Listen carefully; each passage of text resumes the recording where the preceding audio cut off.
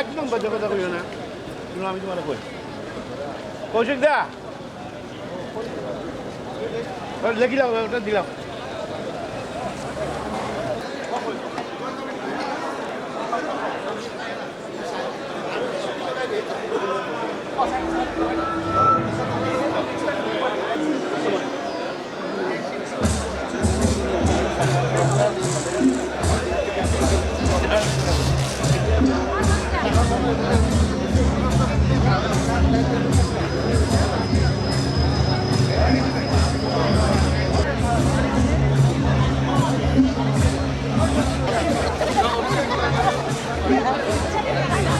Ujang prosesa Nesa Ari Ucapkan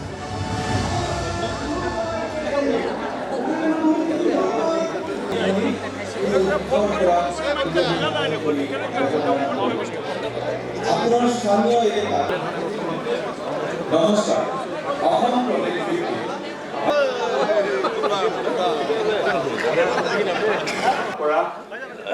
প্রাক্তন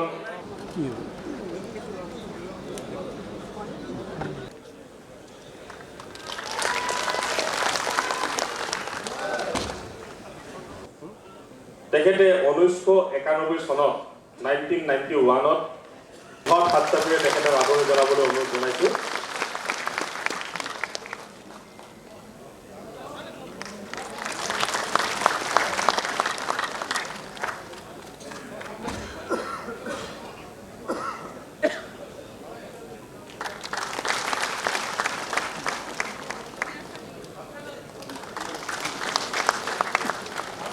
আজি খুব সুন্দৰভাৱে আমাৰ কাৰ্যনিৰ্বাহক সভা চলি আছে আৰু কাৰ্যনিৰ্বাহক সভাই যোৱা নিৰ্বাচনৰ ফলাফলৰ বাবে প্ৰধানমন্ত্ৰী ডাঙৰীয়াৰ নেতৃত্বত ভাৰতবৰ্ষত তৃতীয়বাৰৰ কাৰণে চৰকাৰ গঠন কৰিছে।